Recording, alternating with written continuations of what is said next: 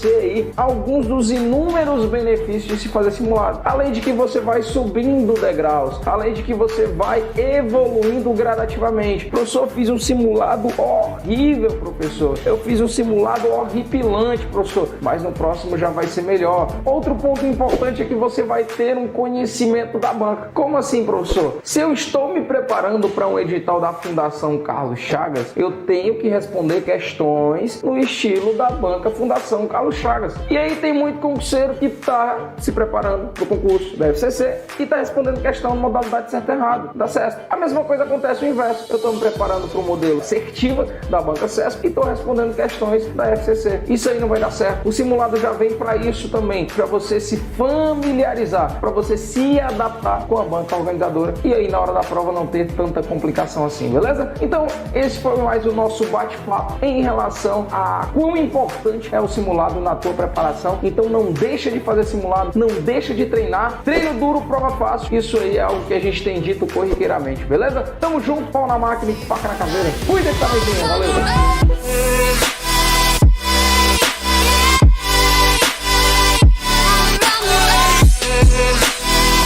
Fala imbatíveis, fala imparáveis, eu tô aqui no presencial do Objetivo Concursos, o maior presencial para concursos públicos do Nordeste, para te dar dicas importantes e valiosíssimas para a sua mudança de vida. Esse quadro é importante porque a gente consegue chegar mais perto de você com informações preciosíssimas acerca da sua preparação. Primeiro, se liga no que eu vou te dizer, você precisa saber blindar o seu ambiente de estudo. Enquanto você não aprender a blindar o seu ambiente de estudo, vai dar merda e você nunca vai conseguir estudar de verdade. E eu tenho alguns passos, algumas dicas importantes para você blindar o seu ambiente de estudo. Acompanhe.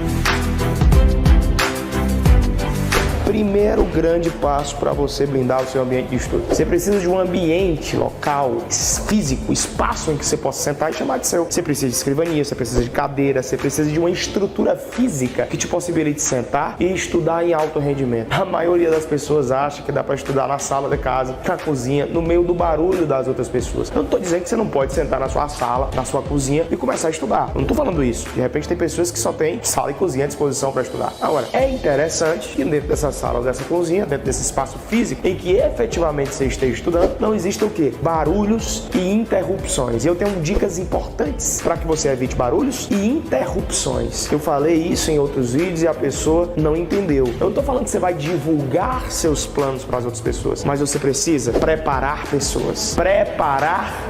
Pessoas. O que eu tô dizendo com isso? Você precisa chegar pro seu pai, pra sua mãe, pro seu irmão, pra sua tia, pro seu tio, ou pra quem eventualmente você precisa chegar, sua esposa, seu esposo, seu pai, sua mãe, seu filho, alguém, dizer pra essas pessoas que você tá estudando pra concurso. Dizer, ó, pai, mãe, olha aqui, eu tô estudando pra concurso e eu preciso de dedicação, eu preciso nesse momento que ninguém me interrompa, eu preciso nesse momento focar exclusivamente no que vai me trazer resultado. Preparar pessoas é a senha, de repente, pra você sair desse amadorismo, desse comodismo medíocre que não te possibilita prosperar nos estudos, que te impede cada vez mais de avançar nos estudos. Entenda, não é só preparar pessoas, você precisa de um bom material de estudo. E paralelo a esse bom material de estudo, você precisa de resumos no caderno, você precisa de resumex, você precisa de questões e objetividade na resolução dessas questões. É impossível você prosperar nos estudos para concurso público se você não tem resumos, se você não tem resumex, se você não tem estrutura, se você não tem caneta, se você não tem lápis, se você não anota aquilo que vai fazer com que você aprenda. Prepare pessoas, mas também tenha materiais. Não consegue vislumbrar um bom território ligado àquilo que você estuda? Então pronto, cara. É porque de repente você não tem um bom acompanhamento. Imagina, você tem ali bons materiais de apoio, você tem de repente bons PDFs, você tem boas videoaulas, boas estruturas que possibilitem que você avance nos estudos. Isso te dá uma força espetacular para que você possa avançar cada vez mais. Blindar o ambiente de estudo, tornar o seu ambiente de estudo um local sagrado e específico para você cada vez mais avançar nos estudos. Isso envolve preparar pessoas, isso envolve material físico, isso envolve material online, isso envolve várias estruturas. Necessariamente, ninguém passa em concurso somente estudando não, cara. Não é somente sentar e estudar. Você precisa primeiro treinar a mentalidade, você precisa sair dessa zona medíocre do conforto, você precisa ter todo um armamento e um arsenal de guerra, porque isso aqui é guerra e é isso que vai fazer você vencer. Tamo junto e eu espero que essa dica tenha tido valia aí pros seus estudos. Forte abraço, até a próxima. Valeu!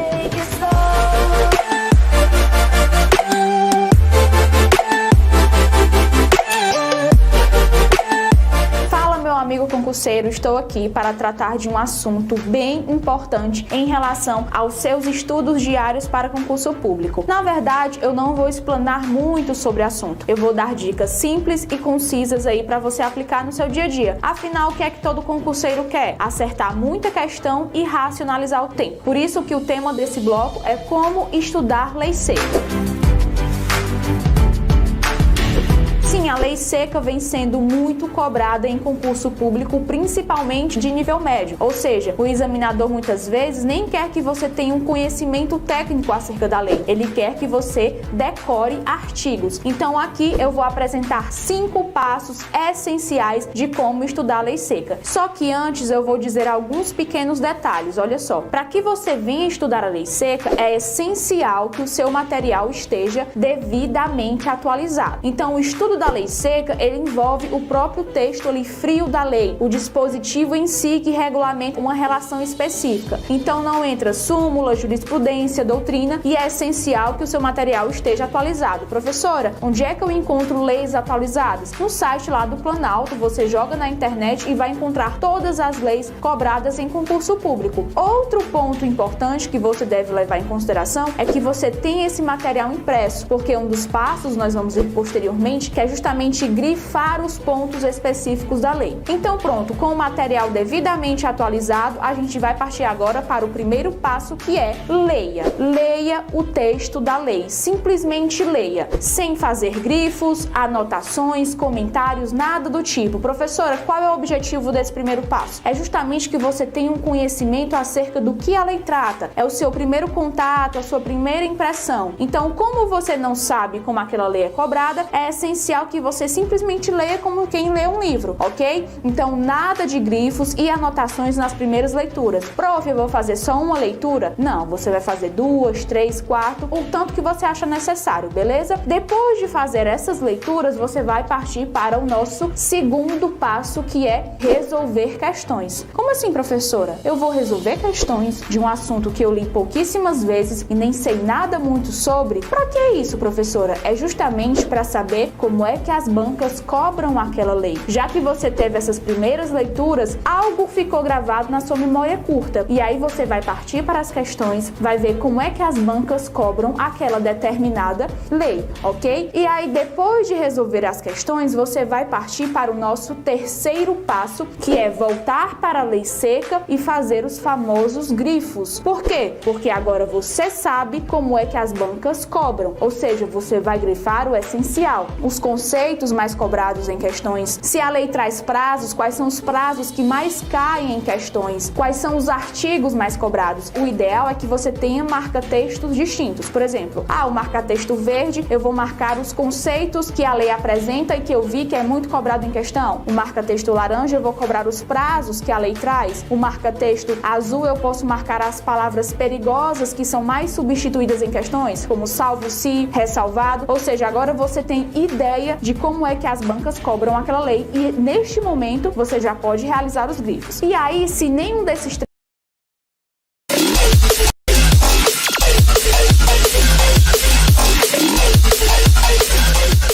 Salve, salve meus caveiras de todo o Brasil, professor Túlio Queiroz. Nós estamos aqui para conversar um pouco, bater um papo sobre qual a importância, qual a relevância de se fazer simulado para a preparação para concurso público.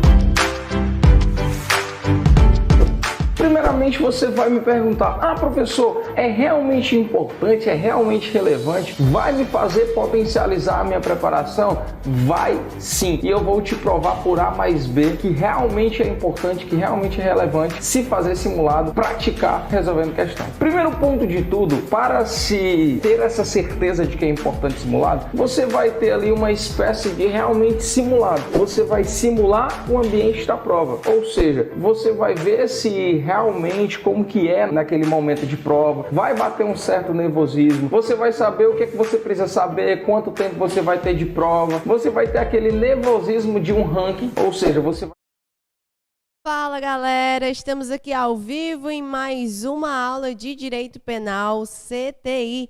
Então vamos focar naquilo que você precisa saber para a sua aprovação na disciplina de Direito Penal. O assunto de hoje, teoria do crime. Você sabe que a teoria do crime ela vai abordar, não é, quase toda a parte geral do Código Penal. Parte esta que é o quê? É a parte que mais a galera tem dificuldade. Então, todo mundo tem mais dificuldade na parte geral do que na parte especial. O que é a parte especial? São os crimes em espécie. O que é um homicídio? O que é um estelionato? Um roubo, um furto, uma extorsão mediante sequestro.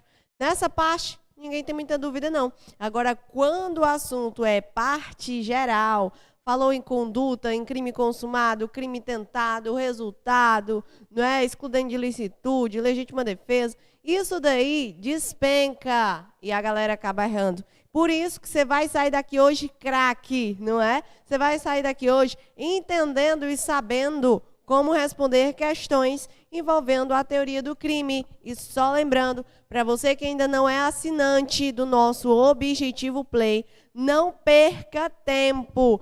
Assine já, certo? Você pode ir lá, você vai ter direito ao chat exclusivo. Então, só o assinante do Objetivo Play vai poder tirar dúvida diretamente com o professor, com o chat que é exclusivo para assinantes, além de milhares de outros benefícios que só o assinante vai possuir, não é?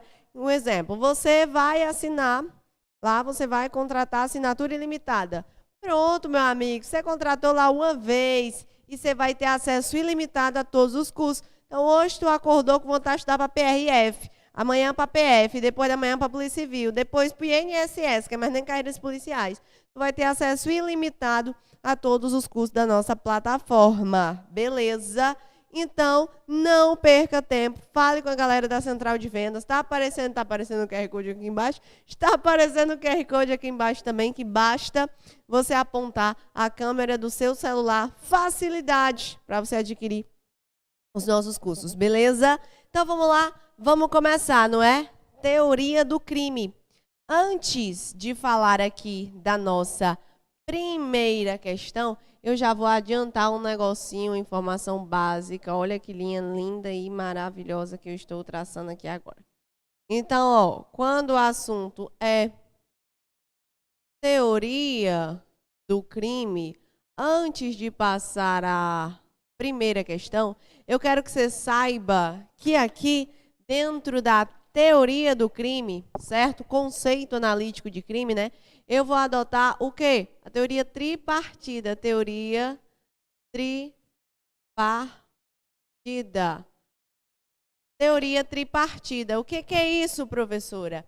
Tripartida lembra 3, não é isso? Para que eu tenha crime, ao mesmo tempo eu tenho que ter um fato típico, ilícito e culpável. Esse é o conceito analítico de crime, tá certo? Para que eu tenha crime, eu tenho que ter um fato típico, ilícito e culpável. E já eu vou citar aqui para vocês todos os elementos que compõem o fato típico, ilícito e culpável. Tô vendo que a galera já tá chegando aqui, ó. O Jonathan lembrando que o material tá na descrição do vídeo, para quem não baixou ainda, beleza? Madalena, boa tarde. Antônio Francisco, boa tarde. Então, muito bem, meu povo, muito bem. Bora gabaritar esse direito penal aqui hoje, hein? Quero ver participação no nosso chat. Então, vamos lá. Pela teoria tripartida, como eu disse, lembra 3, para que eu tenha crime, eu tenho que ter o quê? Um fato típico, certo? Este fato típico, ele tem que ser ilícito, ilicitude, que também pode aparecer na tua prova como antijuridicidade. E para fechar, eu tenho que ter o quê? A culpabilidade. E, ó, obrigatoriamente também nesta ordem. Para você analisar se eu tenho ou não crime, você tem que analisar dentro desta ordem. Primeiro, o fato típico, que ele tem elementos. Depois, a ilicitude ou antijuridicidade. E, por último, a culpabilidade, tá certo? E, por último, a culpabilidade. Professora, para que eu tenha um fato típico, quais são os elementos? Ó, para que eu tenha um fato típico, eu tenho que ter uma conduta, eu tenho que ter um resultado, eu tenho que ter um nexo causal e eu tenho que ter uma tipicidade. O que é isso? Resumidamente, porque aqui não é aula, é CTI, mas vamos lá. O que seria uma conduta, um resultado, um nexo causal? Os três dá para explicar com um exemplo só.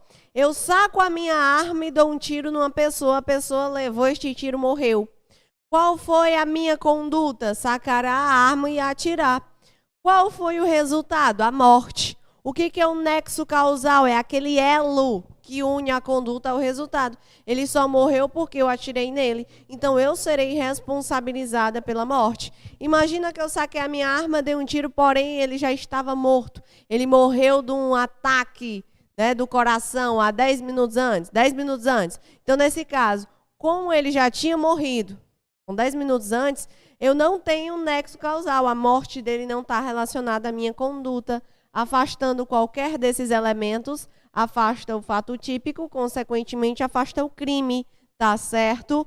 E o que é a tipicidade? É a conduta ser contrária à norma. Código Penal diz que matar alguém é crime? Pronto, eu pratiquei um fato típico, porque a minha conduta se amolda perfeitamente àquilo que o Código estabelece como crime. Quando eu tenho um fato típico, eu já presumo ilicitude. Eu já tenho uma presunção de que aquele fato típico, ele também, eu já tenho a ilicitude, certo? Que um fato típico, ele é automaticamente ilícito. Por isso é que quando eu falo em ilicitude, eu não estudo os elementos, como aqui, eu estudo as excludentes. Primeiro eu tenho o quê? Eu tenho um estado de necessidade, eu tenho uma legítima defesa, certo? Eu tenho uma legítima defesa. Eu vou ter o que também? Eu vou ter o exercício regular do direito e eu tenho o estrito cumprimento do dever legal. Estrito cumprimento do dever legal. Pronto. Aqui são as excludentes de ilicitude. Daí, se eu observo que o fato ele é típico, eu não tenho qualquer excludente de ilicitude, eu passo a análise do último elemento do crime para saber se o agente é ou não isento de pena, que é a culpabilidade. Culpabilidade é o último elemento do crime. Dentro da culpabilidade também eu vou estudar seus elementos. Quais são, então, os elementos da culpabilidade? Primeiro, eu tenho a imputabilidade. Será que eu posso imputar o crime? Será que aquela pessoa era maior de 18 anos? Ela tinha consciência, ela era um deficiente mental, né? Ela estava embriagado. Depois, eu tenho que ter o quê? Potencial conhecimento ou consciência da ilicitude. Será que eu sabia o que eu estava fazendo ou eu estava, por exemplo, num erro de proibição, não é? E por último, qual é o último elemento da culpabilidade? É a exigibilidade de conduta diversa. Será que eu poderia exigir uma conduta diversa daquele indivíduo ou ele não tinha outra coisa para fazer além daquilo que ele fez? Será que ele estava, Jesus, agora ficou torto esse quadro lindo, maravilhoso. Será que ele estava, por exemplo, numa coação moral irresistível? Porque se ele está numa coação moral irresistível, eu não tenho o quê? Outra escolha a não ser afastar a culpabilidade daquele indivíduo. Certo? Então, aqui eu tenho uma análise dos 3 elementos que irão, vai ficar torto de novo, que irão compor a teoria do crime. Coisa mais linda, maravilhosa. Beleza? Pronto. Com essas informações, vamos ver se já dá para a gente responder alguma questãozinha. Olha aí, galera de Campos Sales, Juazeiro do Norte. Muito bem, o Juan, Jackson, Claudemir, Eduardo, Micaela, todo mundo ligadinho aí, né? Tô gostando de ver, hein? Então, vamos passar para a nossa primeira questão. Se você já sabe o gabarito da primeira questão, você já vai jogando aí na tela, viu? Quero ver participação dessa galera que domina o direito penal. Bora lá. Olha o que é que vai ser dito na primeira questão.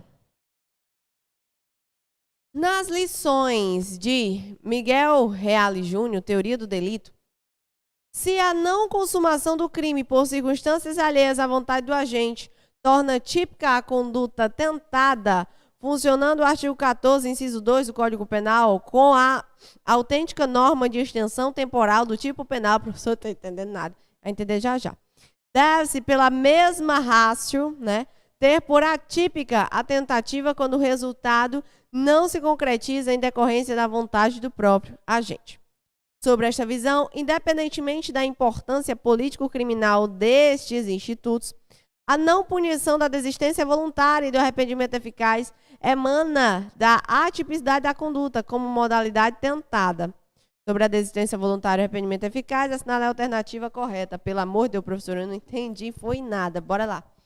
Desistência voluntária e arrependimento eficaz. Esqueça aí o que foi dito, tá certo? Nesta parte introdutória, porque você vai entender a partir de agora. Desistência voluntária e arrependimento eficaz se encontra lá no artigo 15 do Código Penal, certo? Imagina essa linha do tempo aqui. Aqui, ó, eu tenho o início da execução. Aqui eu tenho o fim da execução e aqui eu tenho a consumação. Professora, eu não estou pegando. Você vai entender agora com exemplo. Vamos lá. Início da execução, fim da execução e consumação. Bora lá por partes. Como é que você vai entender a diferença dos institutos da desistência voluntária e do arrependimento eficaz? Já vou te dizer que você já vai anotar aí, ó, que eu considero isso daqui como ponte de ouro do direito penal. Você já vai anotar, isso daqui é considerado ponte de ouro, o artigo 15 do Código Penal. Por que é considerado ponte de ouro, professora? O crime jamais ele pode chegar à consumação, certo? Senão o agente ele não vai ser beneficiário aqui no artigo 15. Ele vai ser considerado ponte de ouro porque o agente ele não responde pelo crime tentado, não responde pelo crime consumado, ele não responde por nada disso. Ele responde apenas pelos atos já praticados. Ou seja, como é que tu vai identificar que o agente ele está amparado pelo artigo 15 do Código Penal? É mais ou menos assim. Imagina que o Joãozinho quer matar o Joaquim, certo? O Joãozinho quer matar o Joaquim. Ele chega lá no Joaquim, dá um tiro no Joaquim, dá 2 tiros, o Joaquim cai no chão, agonizando. Ele fica com muita pena do Joaquim, muita pena, e ele tem algum ato para salvar a vida do Joaquim. Ele leva para o hospital, ele apenas para de atirar, sendo que ele não deu nenhum tiro fatal, né? Ele deu tiro nas 2 pernas do Joaquim. Ele chama alguém, ele faz alguma coisa para impedir a consumação. Observa, para o agente ser beneficiado no artigo 15, o crime não pode consumar. Ele pode ter se arrependido, levado para o hospital, chegou lá, morreu. Vai ser eficaz? Não, ele não pode morrer, não pode chegar à consumação. Então, o que isso quer dizer? Quer dizer mais ou menos o seguinte. Quando o agente, ele pratica aquela conduta e ele se arrepende, evitando assim o resultado, ele só responde pelos atos já praticados. Ou seja, neste exemplo que eu acabei de citar para você, ele só responde pela lesão. Por isso que eu considero ponte de ouro. Mas você também já está com o seu código aberto no artigo 15 e você viu que não tem diferença de conceito quanto à desistência voluntária e o arrependimento eficaz, né? Não tem. Como é que tu vai saber? É fácil. É agora que eu vou usar essa tabela aqui, essa linha do tempo. Vamos lá. Ó. Então, imagina o seguinte. Se iniciada a execução, certo? Esta execução, ela ainda não foi finalizada, eu ainda tenho meios para continuar a execução, mas mesmo assim eu voluntariamente desisto, eu tenho a desistência voluntária. Como assim, professora? Imagina que o Joãozinho, ele quer matar o Joaquim, né? Ele tá ali com a arma dele e ele tem 5 munições naquela arma. Ele desferiu apenas 2 tiros. Você concorda comigo que ainda tem 5 tiros ali, né? Ainda tem 5 balas, pronto. Ele ainda tem 5 munições, mas voluntariamente ele fica com pena do pobre ali agonizando no chão e ele para. Ó, se eu iniciei a execução, mas eu ainda tenho como continuar, mas voluntariamente eu desisto, eu tenho uma desistência voluntária. Eu desisti de continuar. Agora, pode ser que ele já tenha usado todos os meios disponíveis, mas mesmo assim não pode consumar, tá certo? Se ele já, depois de iniciar a execução, ele não tem mais, ó, já finalizou a execução, ele não tem mais como continuar na execução, eu tenho a desistência voluntária, eu tenho o arrependimento o arrependimento eficaz, né? Eu já estava pensando aqui em dizer para você não confundir com arrependimento posterior, aí escrevi arrependimento posterior. Arrependimento eficaz. Não confunda com arrependimento posterior do artigo 16. Então, ó, o arrependimento eficaz, ele acontece quando o agente ele já esgotou todos os meios disponíveis. Então, ele tinha 5 balas no revólver dele e ele deu 5 tiros, né? Ele tinha 5 munições na arma e ele desferiu 5 tiros. Mas, mesmo assim, ele tomou alguma atitude para evitar o resultado. Nesse caso, eu tenho um arrependimento eficaz. Nos 2 casos, o agente ele responde apenas pelos atos já praticados. Viu? Beleza? Tô vendo que ninguém tá colocando o gabarito aqui. Vocês pensam que eu não tô olhando, né? Peraí, deixa eu atualizar aqui. Bora lá. Então, ó, neste caso, vamos ver. Letra A diz o seguinte. A desistência voluntária e o arrependimento eficaz podem ocorrer tanto nas hipóteses de crime falho como nos casos de tentativa imperfeita. Não, tá certo? Tá errado quando ela traz essa ideia de crime falho e de tentativa imperfeita. E já associa o negócio. Sempre que houver desistência voluntária e arrependimento eficaz, o agente ele nunca responde na ideia de tentativa, tá certo? Ele não responde pela tentativa em hipótese nenhuma, só lembrando, recapitulando. Ele responde pelos atos já praticados. Tudo bem? Letra B. Uma vez reconhecido o arrependimento eficaz ou a desistência voluntária, o agente até poderá responder criminalmente pelos atos já praticados, mas não poderá ser responsabilizado pela tentativa do resultado que visava alcançar antes de abandonar seu dolo inicial. Foi exatamente isso que eu acabei de dizer. Ele pode responder, porque isso daqui é um ponto de ouro, pelos atos já praticados, mas ele não vai responder pela tentativa daquele crime que inicialmente ele queria praticar. Ele não responde. E a letra B, ela está dizendo única e exclusivamente isso. E você já vai pegar aí na primeira questão e marcar ela bonitinha, que é o gabarito. Letra C. A desistência voluntária e o arrependimento eficaz possuem efeitos equivalentes, pois ambos funcionam como causa de atipicidade da conduta. Não, a conduta ela não vira atípica não, tá certo? Ele apenas, o agente ele responde pelos atos já praticados. A diferença entre os institutos consiste no momento de sua manifestação, pois enquanto a desistência voluntária deve ocorrer antes do resultado típico se consumar, o arrependimento eficaz pode ser reconhecido mesmo após a consumação do crime. Erradíssima. Não tenho qualquer instituto desses depois da consumação, porque se consumou, eu não tenho o artigo 15, eu posso ter o artigo 16, que é o arrependimento posterior, que é para aqueles crimes sem violência, sem grave ameaça, quando a gente repara o dano, restitui a coisa, tarará, tarará, mas gera uma redução de pena, tá certo? A tipicidade da conduta, jamais. Beleza? Então, pronto. E a letra D? Na desistência voluntária, o agente, após esgotar os meios executórios que tinha à sua disposição, já pode parar. Porque quando ele esgota os meios executórios, não é desistência voluntária, é arrependimento eficaz, né? Aí continua aqui, ó. Pratica uma nova conduta para impedir o advento do resultado, razão pela qual ele somente responderá pelos atos já então praticados. Quem estuda isso daqui só lendo a letra da lei, erra. Por quê? Pode errar, né? Porque você não encontra a diferença de um e de outro lendo o artigo 15. Lá só tem a desistência voluntária, arrependimento eficaz, você não consegue saber a diferença apenas lendo o artigo. Tá vendo como é de extrema importância, neste caso, você saber qual é a diferença entre um e o outro, para não cair numa pegadinha dessa de banca, como é a letra D.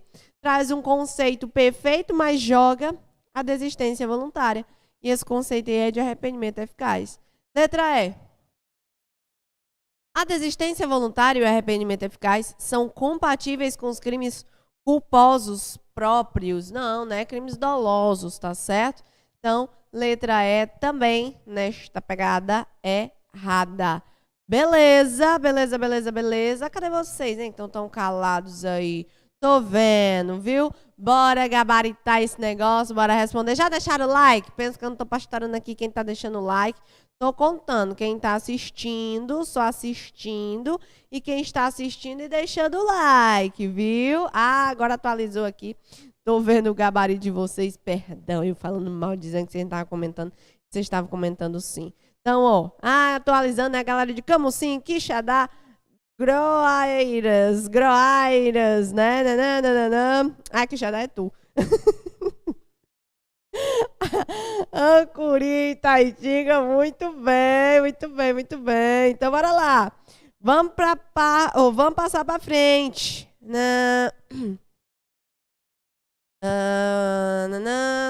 Essa parte está em que parte das fases do intercrimes? Nenhuma. Isso aqui não é intercrime, isso aqui é outra coisa. Certo? Mas é depois de iniciar a execução e antes da consumação. É uma coisa da tentativa, dentro do intercrimes, mas isso aqui não é intercrimes, tá certo? A desistência voluntária pode se manifestar por outra pessoa, tipo a esposa está vendo o marido sendo executado e ela clama para o assassino desistir? Pode, Luiz Eduardo, pode sim, tá certo? Desde que ela seja, quando eu digo voluntária, né, aqui, ó, ela é voluntária no sentido de o indivíduo não ter sido coagido a desistir, não é? Por exemplo, você está lá para atirar no outro. Aí a esposa da vítima, pelo amor de Deus, não mate meu marido, não sei o que, o bichinho. Aí ele, não, beleza, vou desistir. Ele pode ser beneficiado? Pode, tá certo? Não precisa necessariamente partir da mente dele. O que ele não pode é ser impedido. Por exemplo, ela deu uma paulada na cabeça dele, derrubou ele no chão, pegou a arma. Aí seria tentativa, não é? Porque seria por circunstâncias alheias à vontade do próprio agente. Beleza, beleza, beleza, beleza. Galera de Rio Grande do Norte, galera do Piauí, galera de Itapipoca. Eita, que esse chat hoje tá mesclado. Muito bem, então bora lá, ó. Belo Horizonte, arrasaram. Vamos para a segunda questão? A segunda questão, quando eu achar, eu digo o que é que ela vai dizer, que é mais ou menos o seguinte. A respeito do tema consumação e tentativa, é correto afirmar que, letra A, o estupro de vulnerável se consuma com a prática de ato de libidinagem específico, ofensivo à dignidade sexual da vítima. O estupro de vulnerável se consuma com a prática de ato de libidinagem específico? Errado, porque esse ato de libidinagem aí não precisa ser específico como dito na letra A, não, tá certo? Praticar a conjunção carnal ou qualquer outro ato libidinoso. Esse ato libidinoso não é específico, beleza? Então, se você está praticando aquela conjunção carnal ou outro ato libidinoso com um menor de 14 anos, ou que por qualquer circunstância aquela pessoa está vulnerável, está embriagada, está drogada, está dormindo, está desmaiada, seria estupro de vulnerável. Eu não exijo um ato específico, tá certo? Letra B. A tentativa incruenta é modalidade de crime tentado no qual a vítima sofre ferimentos. Não. Vamos lá. Essa espécie de tentativa aqui, tentativa incruenta. Professora, eu nunca ouvi falar de achar essa tentativa. Vai escutar agora. Tentativa, você encontra lá no artigo 14, inciso 2, tá certo? você encontra lá no artigo 14, inciso 2, mas o que eu vou te falar aqui não está lá. Lá vai trazer só a redução de pena, não é? Que o agente ele responde pelo crime consumado com a redução que varia de 1 a 2 terços, ou seja, aqui ele responde pelo crime consumado com a redução de 1 a 2 terços. O que eu quero que você saiba? Existem classificações para a tentativa, como tentativa perfeita, tentativa imperfeita, tentativa branca, vermelha, cruenta, incruenta. Eu quero que você memorize duas dessas classificações para responder essa questão aí. A tentativa branca, chamada de tentativa incruenta, e a tentativa vermelha, chamada de tentativa cruenta. O que é isso, professora? Tentativa branca, tentativa vermelha. É fácil. Sabe o que é? Imagina a seguinte situação. O indivíduo tentou matar o outro, só que ele não conseguiu. Ele atirou, certo? Só que o outro estava correndo e tal, assim, pulando, se abaixando. E ele não conseguiu matar. Ele deu 3 tiros. Um dos tiros pegou naquela pessoa. Um dos tiros pegou. Você sabe que aqui a redução é quanto mais perto o crime chega da consumação, menor vai ser a redução referente à tentativa, né? Belezinha, pronto. Então aqui o indivíduo atirou. Um dos tiros pegou, mas ele não morreu. Não morreu por quê? Porque ele conseguiu fugir, a polícia chegou e prendeu quem estava atirando. Não consuma por circunstâncias alheias, porque a polícia chegou e prendeu e o outro fugiu. Pronto. Mas você concorda comigo que não consumando por circunstâncias alheias, eu tenho uma tentativa, não é? É.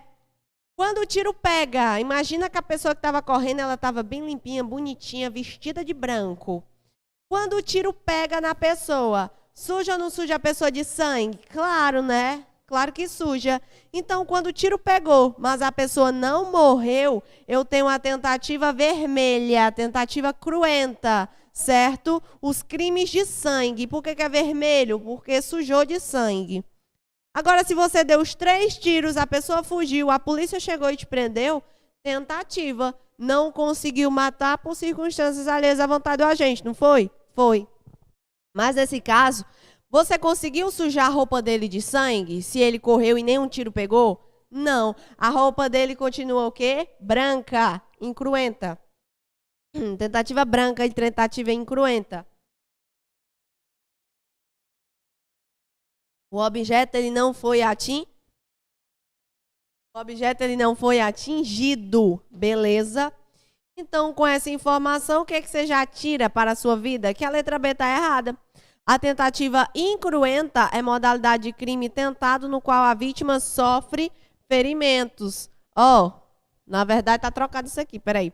A tentativa incruenta... tá certo isso aqui. Na tentativa incruenta, ela sofre ferimentos. Errada a letra B, porque ela sofre ferimentos na cruenta, vermelho. Na incruenta, ela não sofre nenhum ferimento, tá certo? Letra C. Quanto mais perto da consumação, será maior a fração redutora, pois menor a reprovabilidade da conduta.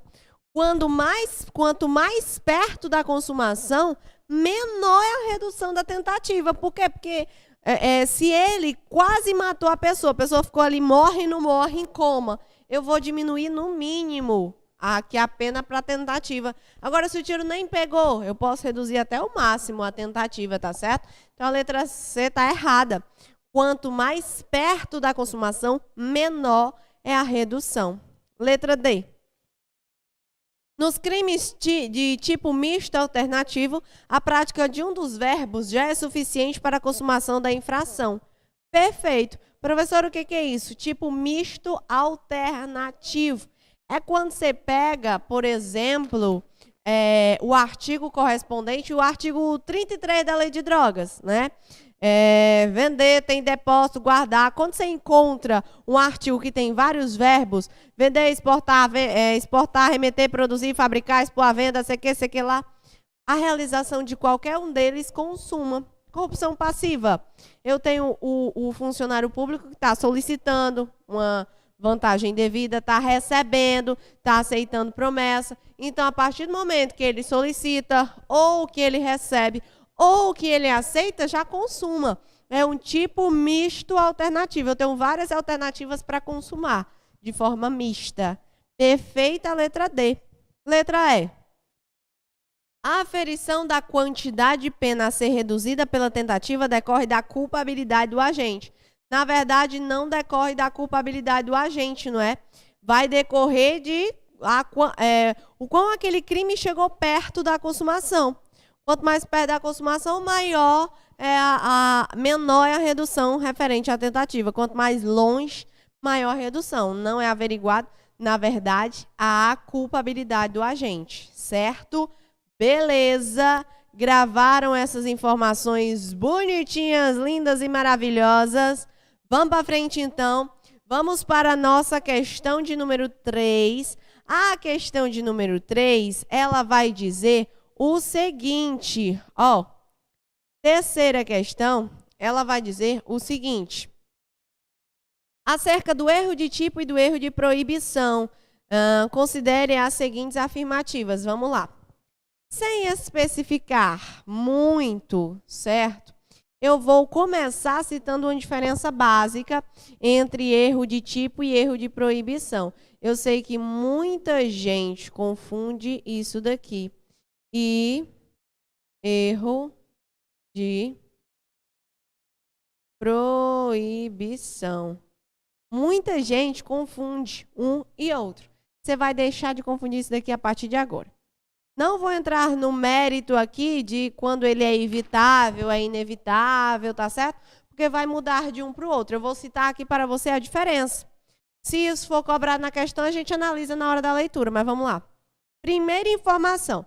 Quando você observa que o agente, ele sabe que determinada conduta é criminosa, mas ele não tem a consciência de que ele está praticando aquela conduta, eu tenho um erro de proibição. Como assim, professora? Imagina que o Edson disse assim, ô William, pega esse comprimidozinho aqui, quando tu for essa caixa de cápsulas, né? Quando tu for viajar e leva para minha tia, que mora lá para onde tu vai, lá em Fortaleza. Tá certo? O William tá aí para Fortaleza, o Edson disse, William, leva essa caixa de comprimido para minha tia, que ela vai te esperar lá. Aí o William, inocente, foi, pegou aquela caixa de comprimidos e levou para Fortaleza. O William, ele tem a consciência de que ele não pode estar andando com drogas, que ele cai dentro lá do 33, né? Pronto, beleza. O que ele não sabe é que, na verdade, aqueles comprimidos que o Edson pediu para ele transportar estavam disfarçados de comprimido, mas era o quê? Era droga. Então, neste caso, o que aconteceu? Ele sabe da lei, ele conhece a lei de drogas, mas ele está numa falsa percepção da realidade. Ele não sabe que ele está praticando aquela conduta. Então, isso daqui é erro de tipo. O erro de tipo, ele atua no primeiro elemento do crime, no fato típico, tá certo? Na conduta. Aí eu tenho uma análise. Será que ele poderia evitar esse erro? Será que ele não poderia? Não vamos entrar nesse mérito agora. Quero que você saiba só a diferença. E o que é o erro de proibição? É ao contrário. Ele sabe o que ele está fazendo, mas ele não conhece a lei. Mesma coisa, eu analiso se aquilo é evitável ou não para estabelecer a pena. Mas vamos lá. Imagina que eu tenho um indivíduo que veio para o Brasil, ele é de outro país. Lá no país dele, ele pode estar andando com determinada substância entorpecente. Ele pode fazer uso livremente da maconha, né, da cannabis, no meio da rua, que nada acontece. Lá não é crime. Ele chega no Brasil e ele vai ter a mesma conduta. Ele pega o cigarro dele de maconha, com a maconha dele no bolso, e sai usando aquele dali no meio da rua. Ele sabe que ele está usando maconha? Sabe. Então, ele sabe o que ele está fazendo. O que ele não sabe? Que aqui no Brasil ele está praticando um crime, certo? Então, neste caso, eu tenho o erro de proibição. Aqui eu sei o que eu estou fazendo, mas eu não sei que aquilo que eu estou fazendo é crime. Aqui eu sei qual o crime, mas eu não sei o que eu estou fazendo. Erro de tipo atua no fato típico, erro de proibição atua na culpabilidade. penalidade. Ó, o erro de tipo, ele está bem aqui, na conduta. O erro de proibição está bem aqui, no potencial conhecimento da ilicitude. Beleza? Então, vamos ver se a gente já consegue, com essa informação, saber qual o gabarito da terceira questão. O primeiro item diz o seguinte: o erro sobre elemento constitutivo do tipo legal do crime exclui o dolo, mas permite a punição por crime culposo, se previsto em lei. É isso mesmo. Ó, quando esse erro de tipo aqui, ele é inevitável, todo mundo erraria, eu excluo o dolo e a culpa. Agora, quando ele é evitável, eu excluo só o dolo, permitindo a punição pela culpa, se houver previsão legal. Vamos colocar aqui só para achar o gabarito. Então, o primeiro itemzinho aí, tá perfeito. O erro sobre elemento constitutivo do tipo, que é o erro de tipo, legal exclui o dolo, mas permite a punição por culpa se prevista em lei. Sim, se ele for evitável. 2. O erro sobre a ilicitude do fato, que é o erro de proibição, eu não conheço a ilicitude. Se inevitável, isenta de pena. Perfeito. Porque ele atua na culpabilidade. Culpabilidade é isenção de pena. Quando eu não podia evitar, isso exclui a culpabilidade. Então, isenta de pena. Cadê? Se evitável, poderá diminuí-la de 1/6 a 1/3. Perfeito. Se eu posso evitar, eu diminuo de 1/6 a 1/3. Então, é mais ou menos assim, ó. Bora lá. Este erro, vou só completar aqui, né, para ficar bonitinho. Este erro, ele pode ser tanto inevitável, como ele pode ser evitável. Da mesma forma, esse pode ser inevitável e pode ser evitável. Quando esse aqui é inevitável, eu erraria de qualquer jeito, eu excluo o dolo e a culpa. Eu excluo os dois. Quando ele é evitável, eu excluo só o dolo. Permite a punição pela culpa. Já no erro de proibição, como eu estou falando de culpabilidade, quando ele é inevitável, ele isenta de pena. Isenta o agente de pena. Quando ele é evitável, ele reduz, né? Só conferir aqui a redução. Diminuí-la de 1/6 a 1/3. Pronto. Ele reduz de 1/6 a 1/3. Belezinha? Pronto. Então, a segunda afirmativa está perfeita. 3. Considera-se evitável o erro se o agente atua ou se omite sem a consciência da ilicitude do fato, quando lhe era possível, nas circunstâncias, ter ou atingir tal consciência. É evitável quando, se ele tivesse prestado um pouquinho mais de atenção, ele evitaria aquele erro. Como isso não aconteceu, não é? Eu tenho um erro evitável. 4. Quando o erro de tipo é uma falsa representação da realidade, que recai sobre o elemento do tipo penal, o erro de proibição é o erro da valoração que recai sobre o que é lícito ou ilícito. Perfeito. Resumindo, vamos entender aqui com calma. Enquanto o erro de tipo é uma falsa representação da realidade, da qual recai sobre elementos do tipo penal, eu estou numa falsa percepção da realidade. O William não sabia que aquilo ali que ele estava levando era droga, não é? O erro de proibição é um erro da valoração, que recai sobre o que é lícito e ilícito. Agora, quando o estrangeiro veio aqui para o Brasil, o erro dele está em aquilo ser lícito ou não, que na verdade era ilícito, ele não sabia. Então, esse é o conceito, a diferença básica de erro de tipo e erro de proibição.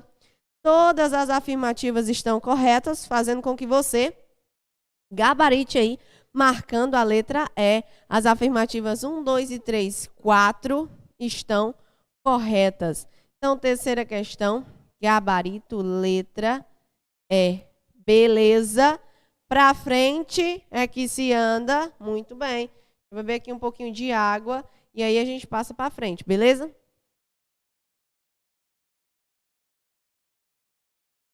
Vamos lá então para a nossa questão de número 4. A quarta questão, ela vai dizer o seguinte. São pessoas inimputáveis, exceto aquelas. Vamos lá. Inimputáveis quer dizer que eu estou falando do primeiro elemento da culpabilidade, que é a imputabilidade. Quando eu falo em imputabilidade, o que acontece? Quando ela é afastada, quando a inimputabilidade ela é afastada, eu digo que o agente ele é inimputável. E é exatamente isso que a questão de número 4 ela quer saber. Quem é que é inimputável, tá certo? Quando eu estou estudando a imputabilidade, eu quero que você saiba que eu adoto uma teoriazinha chamada teoria biopsicológica como regra. O que é isso, professora? Além do biológico, eu tenho que analisar o psicológico. Já já você vai entender.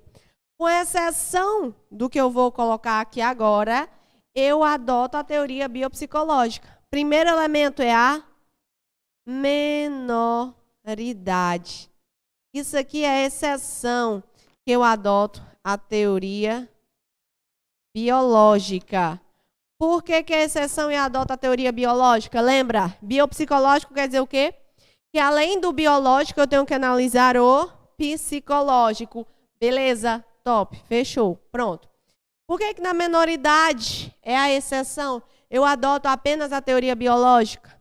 Porque quando eu falo que o agente menor de 18 anos ele não pratica crime, eu não quero saber, não me interessa a mente dele. O psicológico não me interessa, apenas a idade biológica dele. Se ele tem menos de 18 anos, ele é inimputável e pronto. E ponto final, certo? Se é a inimputabilidade, exceção. Agora, eu tenho outros elementos, como a doença mental e como a embriaguez. Pronto. Doença mental e embriaguez podem afastar a culpabilidade, tornando o agente inimputável. Aqui, nesses dois, eu volto à regra biopsicológica. Por quê? Porque além de biologicamente você estar embriagado, né? Fisicamente você está embriagado, que é o biológico. Além de biologicamente você ter aquela doença mental e aquela embriaguez tem que afetar o teu psicológico para afastar a culpabilidade. Como assim, professora? Tem que bater no meu psicológico. Para uma doença mental afastar a imputabilidade, ela tem que ser o quê? Completa, né? Tornando o agente inteiramente incapaz de entender o caráter ilícito do fato, de determinar-se de acordo com aquele entendimento. Então, se aquela doença mental torna o agente inteiramente incapaz, é o psicológico dele. Isso afasta a imputabilidade, certo? Isso afasta a imputabilidade. Quando tem, na tua questão, na tua prova, que o agente ele é, por exemplo, relativamente incapaz, ele não é inteiramente incapaz. Quando aparece que ele não é inteiramente incapaz, quer dizer que essa incapacidade ela é o quê? Relativa. Quando aquela incapacidade ela é relativa, gera uma redução de pena. Aqui está afastando, beleza? E a embriaguez, professora? A embriaguez ela só afasta, que pode ser tanto proveniente de álcool como de substâncias entorpecentes, ela só vai afastar a culpabilidade quando ela for o quê? Completa. Quando ela for completa. Pelo Código Penal, quando ela for o quê? Proveniente de caso fortuito, certo? Ou força maior, que é quando a gente ele foi embriagado, ele não queria nem beber, nem nada. Ele está tomando refrigerante, ele foi ao banheiro, a pessoa foi ali e colocou uma substânciazinha entorpecente dentro da bebida dele. Neste caso, o que acontece? Ele está numa embriaguez completa, proveniente de um caso fortuito, de força maior. teoria da actio liberem causa. Eu afasto a imputabilidade. Ele é um inimputável. Ou também você pode encontrar essa outra regra na prova. Não está positivado no Código Penal, mas você encontra, inclusive, se você está fazendo legislação extravagante, lei de drogas. Quando a gente ele já tem uma doença, né? Ele já tem um vício que se torna uma patologia, que é a embriaguez patológica. Patológica. Isso aqui também afasta a culpabilidade. Cuidado com a embriaguez pré-ordenada, hein? O que é a embriaguez pré-ordenada? Quando ele bebe para criar coragem. Quando ele bebe para criar coragem, não afasta nada, não. É inclusive causa de aumento de pena, viu? Bora lá, então. Com isso aqui, tu já consegue, com certeza, achar o gabarito da quarta questão. Sem sombra de dúvidas. Vamos lá. A quarta questão vai dizer que são pessoas inimputáveis, exceto aquelas. Letra A. Menor de 18 anos. Menor de 18 anos é inimputável, sim. Letra B. Inteiramente incapaz de compreender o caráter ilícito do fato em razão de deficiência mental. Inteiramente incapaz em razão de deficiência mental, ele é inimputável, sim. C. Inteiramente incapaz de se determinar pela compreensão do caráter ilícito do fato em razão da doença mental. Mesma coisa. Inteiramente incapaz de doença mental, ele é inimputável, sim. Letra D. Em estado de embriaguez absoluta decorrente de caso fortuito ou força maior. Embriaguez absoluta, ela é completa. Proveniente de caso fortuito ou força maior. Exclui também. Não é o gabarito. E a letra E.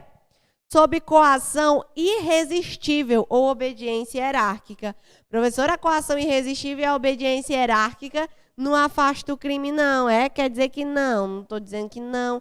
Afasta, mas não é pela inimputabilidade, né?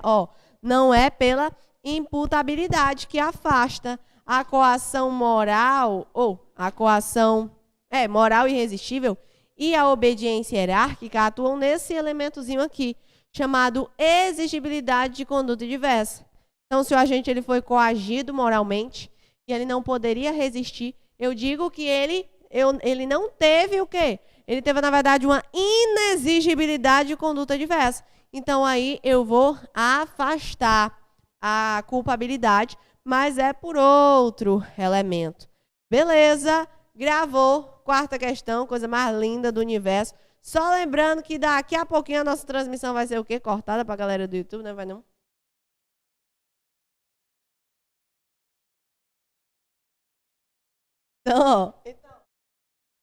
Então, daqui a pouquinho a nossa transmissão vai ser cortada para a galera do YouTube. Então, nós vamos continuar só para você que já é assinante do nosso Objetivo Play, que já adquire várias das nossas facilidades, das nossas oportunidades dentro da plataforma, inclusive no chat exclusivo. Você vai tirando a dúvida aqui diretamente com o professor, mas esse benefício é só para a galera que é assinante, tá certo? Então, não perca tempo, não. Vamos aproveitar mais um pouquinho, vamos entender mais sobre a teoria do crime.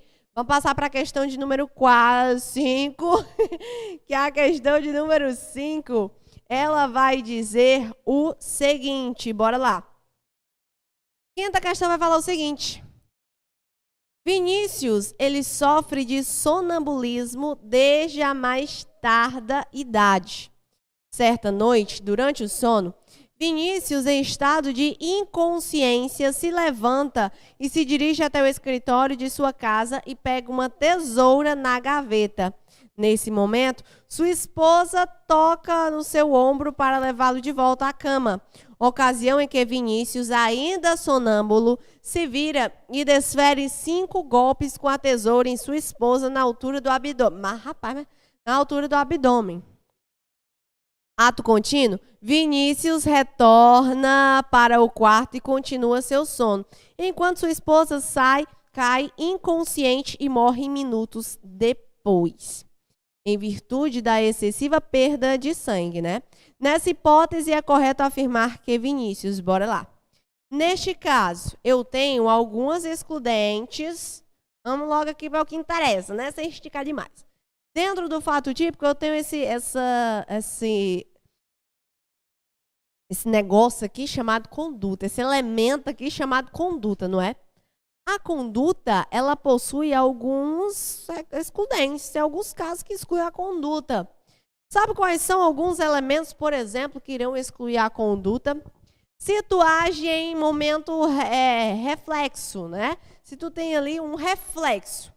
A gente assiste muitos seriados nos filmes, aquele negócio, né? Principalmente lá nos filmes dos Estados Unidos, seriados, isso acontece demais. A pessoa vem aqui, ó, pegou no ombro, a outra virou, tacou um murro na cara dela. Isso aí é um movimento, o quê, Cleiton? Reflexo, não é? Você não teve uma vontade consciente, foi o próprio reflexo, tá certo? Pronto, perfeito, isso é para prova. Não venha jogar na vida, fazer isso em casa, dizer que foi a professora que ensinou e depois chegar na delegacia explicando. Eu aprendi na aula de direito penal, porque a teoria e a prática eu sempre digo. Eu sempre preparo vocês para a realidade. São coisas diferentes. Para facilitar a sua vida, na prova tem que ter, né? Mas na hora da vida real são outros 500. Então, bora lá. Beleza. Por exemplo, este ato reflexo, não é? Hipnose, tu tá aí hipnotizado, tu olhou para aquele negócio balançando aqui, aquele cordão balançando, ficou hipnotizado, a pessoa disse, imite um cachorro, tu imitou um cachorro, pule dentro desse negócio d'água, tu foi lá, tá fazendo tudo que a pessoa quer. Nesse caso, a tua vontade, ali na ação, ela não é consciente, então eu afasto a conduta. Quando eu afasto a conduta, eu afasto o fato típico. Quando eu afasto o fato típico, eu afasto o crime, porque eu tenho que ter a galera toda junta. Caso contrário, não tem, né? Eu tenho que ter a galera toda junta, certo?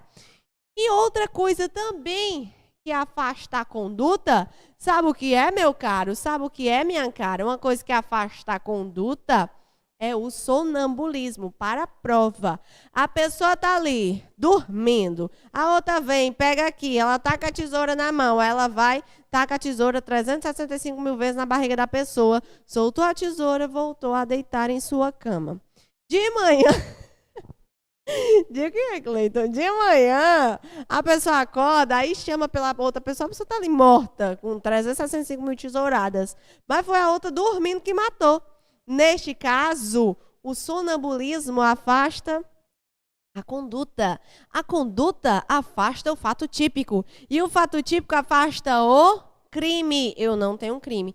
Lembra que eu tenho que analisar nessa ordem. Ou seja, se eu já afastei aqui no primeiro elemento, eu não analiso mais ilicitude nem culpabilidade. Para o crime por aqui. Se eu tenho todos esses elementos, mas, por exemplo, a gente agiu em legítima defesa, parou aqui. Eu tenho um fato típico, mas não é ilícito. Eu também não tenho crime. E eu nem analiso a culpabilidade. Segue essa ordem, viu, bonito? Viu, bonita? Então, nesse caso, vamos ver se com essas informações a gente já consegue, na verdade, responder a questãozinha bonitinha de número 5, porque meu celular, como vocês sabem, ele tem vida própria e ele já está lá na questão de número só Deus sabe. Peraí. Sim, beleza, beleza. Aí vem o item A. Lembra? Foi o cara dormindo que enfiou a tesoura na mulher dele.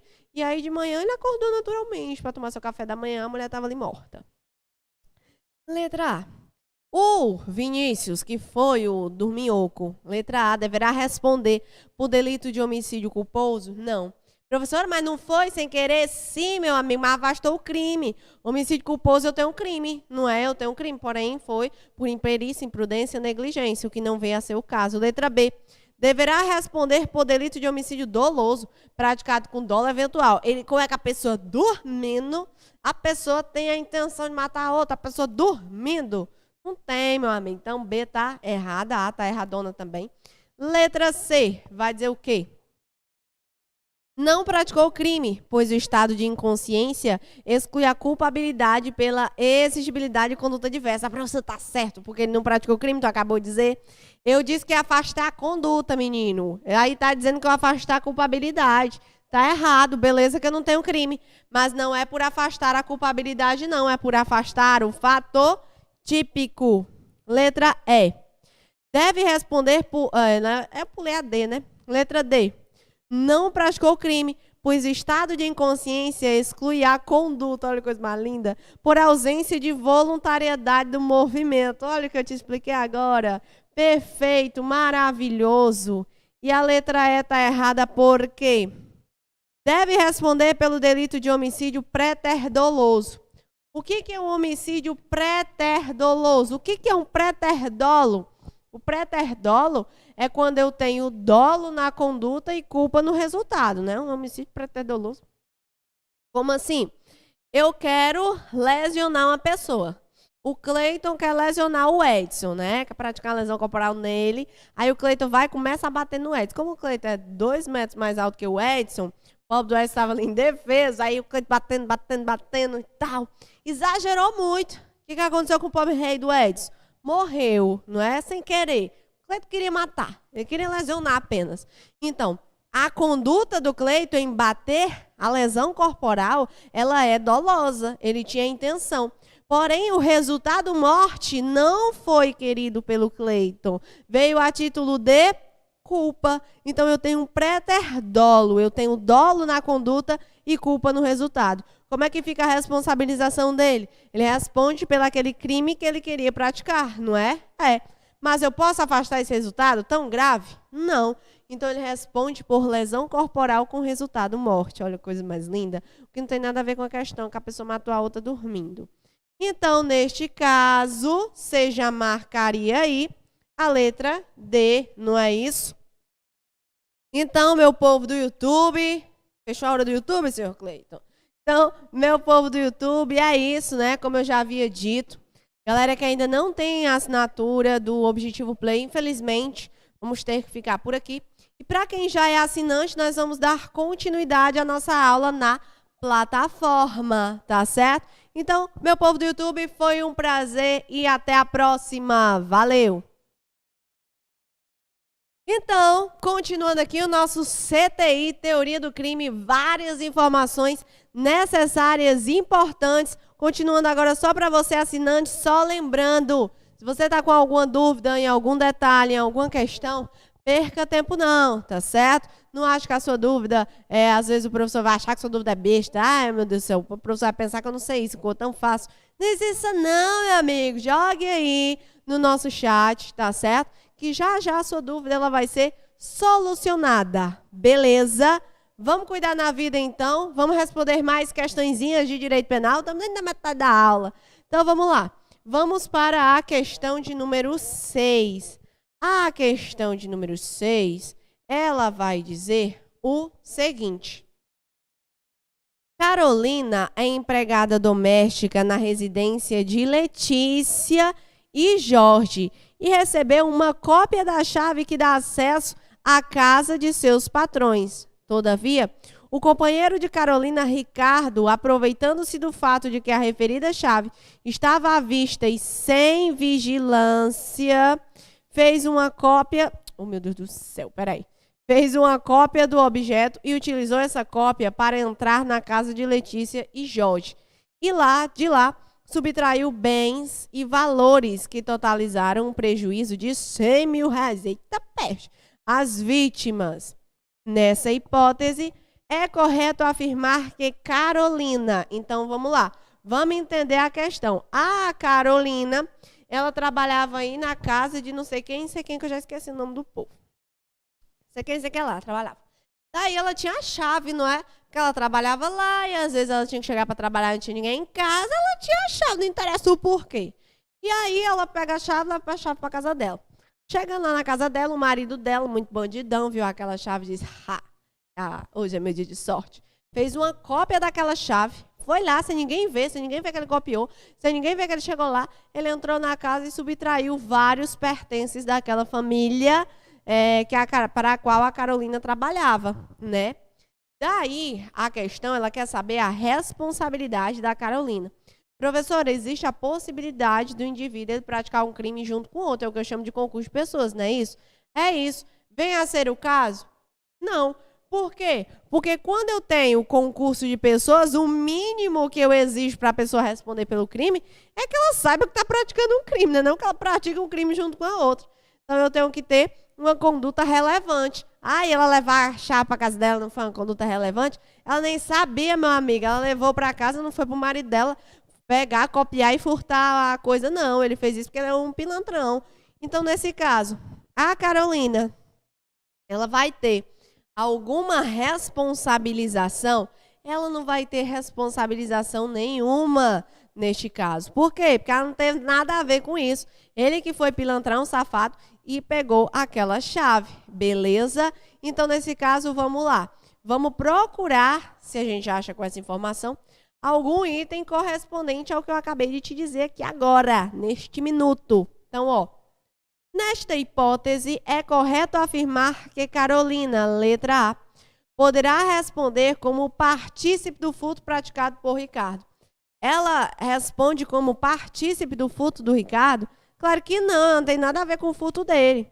B, poderá responder como coautora do furto praticado por Ricardo? Nada de coautora, não existe isso, viu? Existe isso não. C, poderá ser classificada como autora mediata do furto. Professor, o que é um autor mediato? É quando aquele agente ele usa, por exemplo, um inimputável para praticar o crime. Não tem nada a ver com essa questão aqui, não, tá certo? Mas o que seria a autoria mediata? Ó, o médico, ele quer matar o paciente. Olha que médico bom. Ele quer matar o paciente porque é um desafeto dele. Só que ele não quer praticar isso com as próprias mãos. O que ele faz? Já conhecendo o paciente, já sabendo que o paciente ele tem alergia a determinado medicamento, sabe o que ele faz? Ele prescreve aquele medicamento que o paciente tem alergia numa dosagem muito alta. Ele vai entregar à enfermeira. Olha, você ministra isso aqui diretamente na veia, viu? Você não bota no soro, não, que não vai diluir, você bota logo na veia dele. A enfermeira, beleza. Ela foi lá e aplicou. Ela sabia que o médico iria matar o paciente? Não, o paciente foi lá e morreu. Claro, né? Envenenado. Nesse caso, ela teve alguma culpa nesse sentido? Não. Só quem responde é o médico. E eu chamo esse médico de autor mediato. Ele é o autor, porque foi ele que planejou, foi ele que matou, não é? Só que é mediato, ele não agiu imediatamente. Não foi ele que foi lá e aplicou a dosagem na veia. Quem aplicou a dosagem foi a enfermeira, mas só quem responde é ele. Autoria mediata, tá certo? Então, neste caso, letra C não é o gabarito, porque não tem nada a ver. Letra D. Poderá responder culposamente pelo delito de furto. Errado, porque ela não vai responder culposamente por nada. Ela não teve dolo, não teve culpa, não teve nada. E a letra E que só poderia ser o gabarito? Porque não é A, não é B, C, D, só pode ser a E. Ó, letra E, não praticou crime algum. Perfeito. Ela não praticou crime nenhum, tá certo? Então aqui, bonitinho, letra E. Vou beber aqui um golinho de água e vamos dar continuidade à nossa disciplina.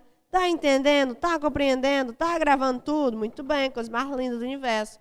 Pra frente, né? Vamos lá, então. Vamos para frente, entendendo essa pegada de teoria do crime. É importante que você memorize. A teoria do crime, ela pega quase toda a parte geral do Código Penal, né? Então, é uma parte legal de se estudar. Porém, muita gente tem dúvida ainda quanto, por exemplo, esses detalhes aqui, ó, que diminui a pena aqui, que diminui a pena aqui, onde é que eu encaixo o erro de tipo, o erro de proibição, mas são só detalhes que você vai aprendendo com a prática. Então, não tem como memorizar isso daqui se não praticar dia após dia, tá certo? A prática é o que vai fazer a diferença na hora da tua prova, tá bom? Então, vamos responder mais uma questãozinha? Vamos ver o que é dito na questão de número 7. A 7ª questão, ela vai falar o seguinte. Segundo a teoria tripartite majoritariamente adotada, o delito é composto de fato típico, ilicitude e culpabilidade. São elementos do fato típico. Então, ó, coisa mais fácil é a 7ª questão. Por quê? Porque você já sabe. Segundo a teoria tripartida, que também pode receber este nome de tripartite, né? Tripartite, tripartida. Eu tenho outras teorias, mas a adotada é essa aqui. É essa que você precisa saber, tá certo? Muito cuidado quando você estiver fazendo uma prova de teoria do crime, porque o examinador ele gosta de jogar que a punibilidade é elemento do crime. Não é. punibilidade não faz parte do conceito analítico de crime. Os elementos são esses: fato típico, ilícito e culpável. Por que o examinador ele gosta de jogar a punibilidade? Porque eu já te disse, eu tenho outras teorias. Por exemplo, a teoria quadripartite, né? Quadripartida. Agora, a quadripartite, ela usa esses elementos e mais a punibilidade. Não é a teoria majoritária, não é a teoria aceita. Por isso, é que você tem que ter bastante cuidado com esse detalhe. Beleza? Então, vamos lá. Neste caso, você já sabe, eu vou só recapitular o que nós vimos no começo da nossa aula. Para que eu tenha crime, eu tenho que ter esses 3 elementos e necessariamente nesta ordem, tá certo? Necessariamente nesta ordem. Primeiro eu analiso o fato típico, depois a antijuridicidade ou ilicitude e, por último, a culpabilidade. Ou seja, quando eu pego o fato, eu quero saber se o fato é típico, e eu enxergo que está afastado qualquer dessas condutas, princípio da insignificância, afasta a tipicidade, que afasta o fato típico, que afasta o crime. Eu tenho que ter um fato típico, e para que eu tenha um fato típico, eu tenho que ter todos esses elementos. Presente todos esses elementos, eu já presumo que aquele fato típico é também um fato ilícito. Por isso é que dentro da ilicitude eu tenho que estudar as excludentes, tá certo? Será que o agente, ele praticou aquele fato em legítima defesa, em estado de necessidade, no exercício regular do direito, no estrito cumprimento do dever legal? Não está presente nenhum excludente de ilicitude. Pronto, beleza. Se não está presente nenhum excludente de ilicitude, eu passo a análise do último elemento, que é a culpabilidade. A culpabilidade, ela é mais relacionada à figura do agente. E quando eu falo em culpabilidade, eu falo em isenção de pena. A culpabilidade, ela gera a isenção de pena. Professor, eu sempre confundi isso na minha vida. Por quê? Se eu considero a culpabilidade como causa de isenção de pena, por que ela faz parte do conceito de crime? Eu não digo que eu não tenho crime, eu digo que eu não tenho pena. Então é como se eu tivesse crime sem pena. E tu tem crime sem pena, meu amigo? Não tem. Aí o artigo 28 da lei de droga. Tem pena. Só não tem pena privativa de liberdade. Pena tem. Então, por eu não ter um crime sem pena, quer dizer que a culpabilidade, ela isenta de pena. Mas se eu não tiver culpabilidade, eu também não tenho crime. Eu não tenho crime sem pena. Beleza? Gravou essas informações bonitinhas para a tua prova, para a tua vida. Pronto. E aí tu já mata a 7ª questão, porque ela quer saber apenas os elementos do fato típico. Daqui tu não erra. Quer ver? Vamos lá. Então, nesse caso, são elementos do fato típico. Letra A. Tipicidade beleza.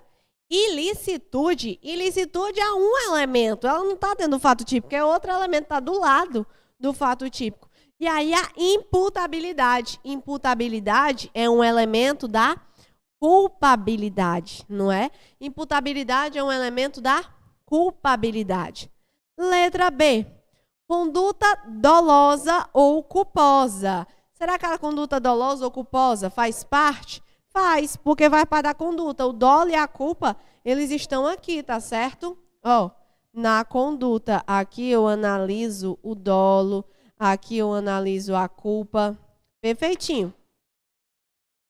Ausência de situação justificante e a imputabilidade, essa ausência de situação justificante não faz parte do elemento, não é? E a imputabilidade também não faz parte do fato típico.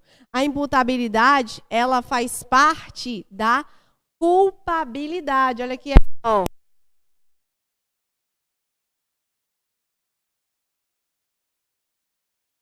Parou?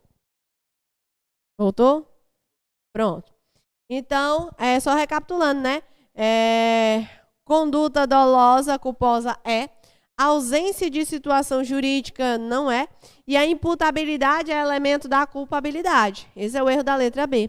Letra C. Conduta dolosa ou culposa, perfeito, dolo é a culpa, faz parte da conduta. Resultado, será que o resultado é elemento do fato típico? Olha o resultado aqui bonitinho. É sim. Nexo causal. E aí, olha aqui, o elo que liga a conduta ao resultado. E o último aí da letra C é a tipicidade. Perfeito, matei.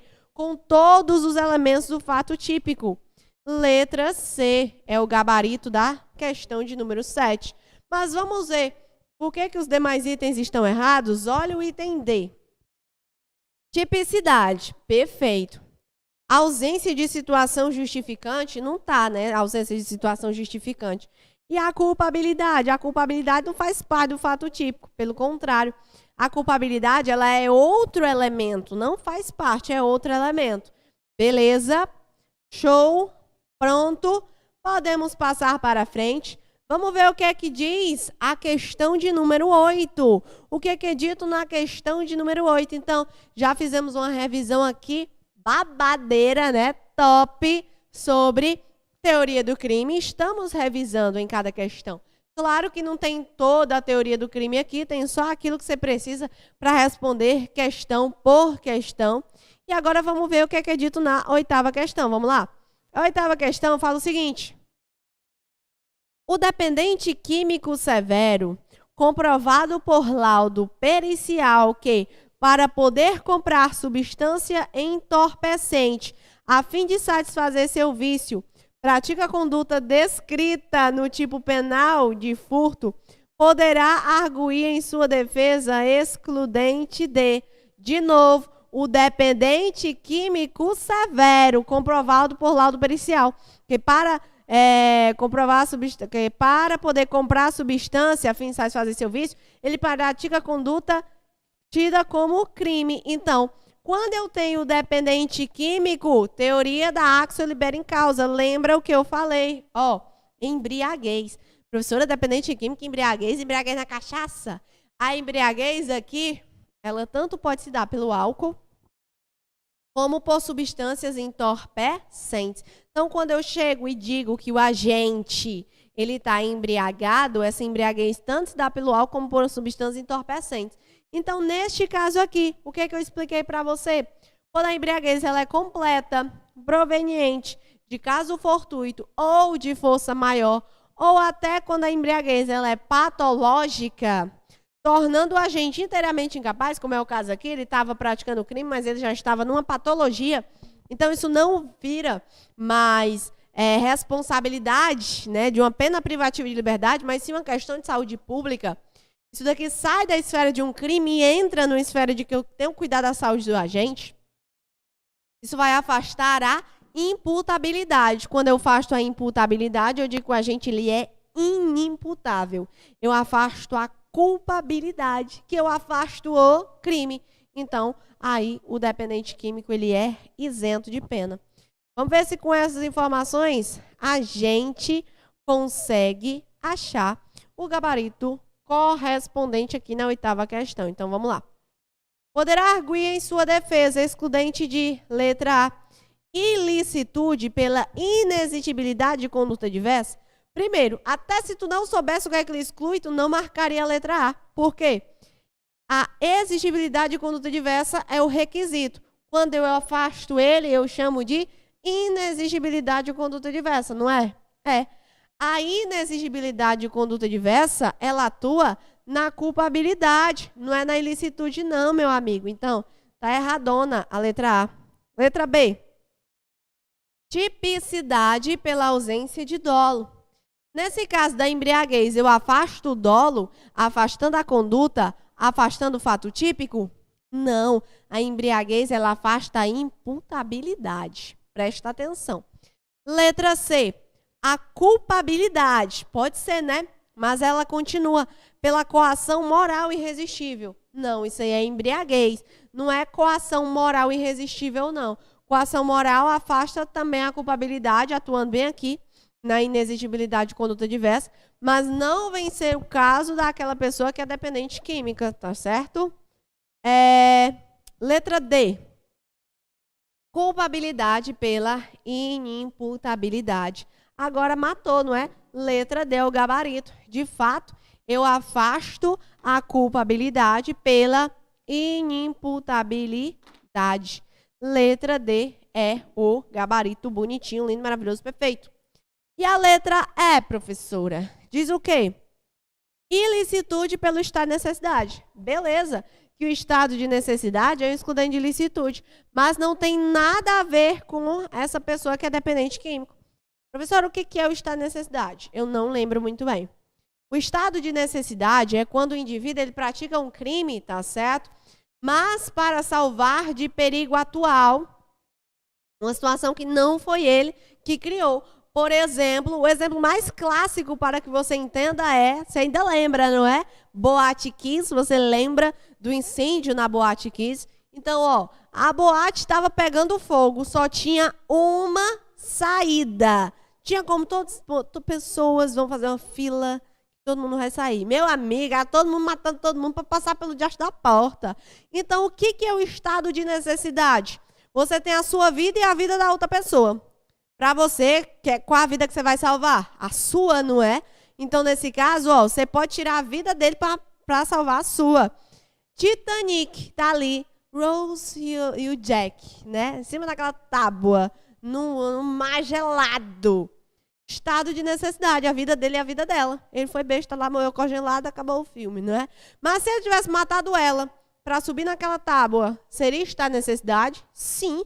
Estado de necessidade é a vida dele, ou é ele ou é ela, certo? Então aí eu afasto a ilicitude e o agente não responde por nada, não tem nada a ver com embriaguez. Por isso é que está erradona a letra E, certo? E antes de passar para a nona questão, eu vou beber um pouquinho de água.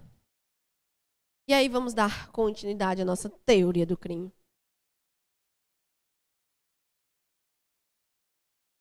Certo, seus bonitos e suas bonitas. Estamos quase finalizando, mais 4 questões. 1, 2, 3, 4. Isso. Mais 4 questõezinhas finalizamos. Eu contei do 9 para o 12, acredita?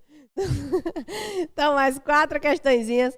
Finalizamos a nossa aula e vamos lá, né? Vamos para a questão de número 9.